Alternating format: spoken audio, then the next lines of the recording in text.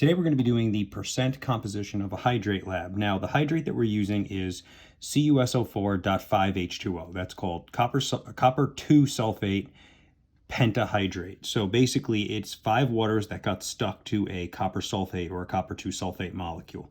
Now the hydrate itself is a blue crystal, so I'm going to put some blue in here, and we're going to add it to a beaker.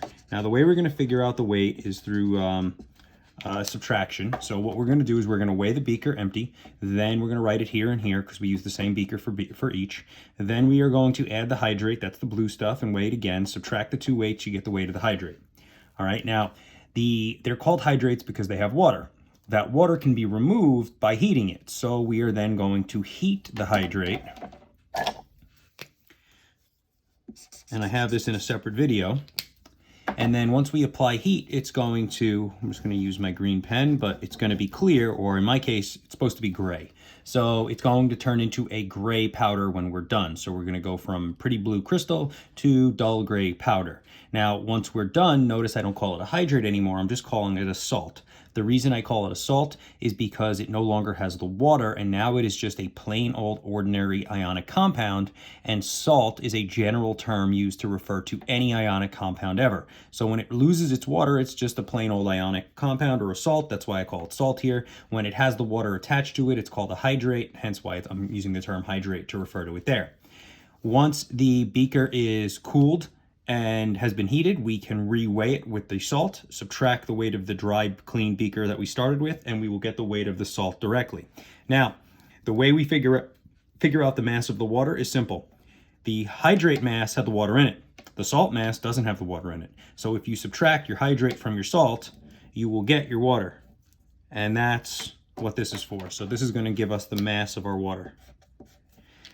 Now, we are going to calculate the percent water. And the way we do that is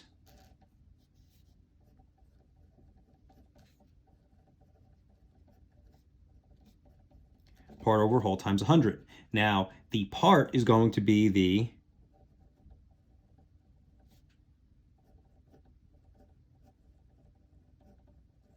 hydrate mass, and the whole, or the sorry, I made a mistake there. Since we want the percent water, our part is going to be our H2O mass, and our whole is going to be our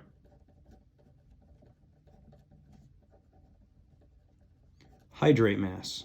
And so by dividing the mass of my water by the mass of the whole thing, which is the hydrate, I'm going to get my percent water based off mass. That's going to be, for the purposes of the percent error, that's going to be our measured value. Now, the accepted value is going to be based off the formula. That one's pretty easy. So for the accepted value, you're going to do percent water, and it's going to be the part, which is 5 waters, over the whole, which is going to be the GFM, which is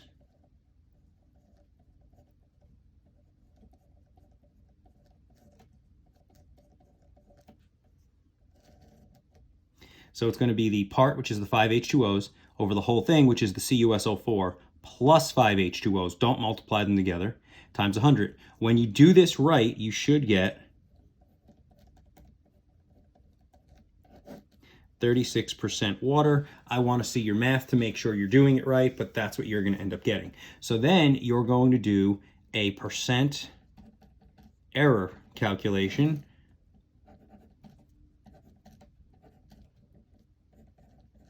Measured minus accepted over accepted times 100. Your measured is right here, your accepted is right here. Solve for percent error, and the front page of the lab is done. Now the next thing we're going to do is the back. So the back is claim, evidence, reason. So what you're going to do is you're going to make a claim. In other words, you're going to answer my question. What effect did heating the hydrate have on the mass and color of the hydrate? Think of it as 2 questions. You can give me 2 pieces of evidence, one for each thing I'm asking. So claim, what effect did it have on mass? And then the second claim would be, what effect did it have on color? So think of it as 2 in 1. Evidence. What happened to the color? What did you see? Why did it happen? Number 2, what happened to the mass? What caused this to happen? Okay, so that's claim, evidence, reason. We're going to be using this a lot because one thing that we've noticed students have a hard time with is exactly this. It's one thing to know the answer. It's more important to know what caused the answer, and that's what this is really trying to get at. So you don't have to use the third box or the third one if you didn't want to, because I only asked mass and color. If you have an extra piece of evidence to suggest why the color changed or why the mass changed, then you can give me a third one. That's fine. I may even give you extra points for coming up with a third one, but ultimately you only need 2. One piece of evidence about the mass, one piece of evidence about the color, and then the reason for the mass change, the reason for the color change, and then the claim is just, this is what happened. The mass did this, the color did this. Now, for the work at the bottom, it's pretty simple. For these two, you are going to calculate your percent water, just like we did for the percent water and copper sulfate. These are just different hydrates. So you're going to calculate your percent water only. And then for the other ones, I'm telling you the element that I want.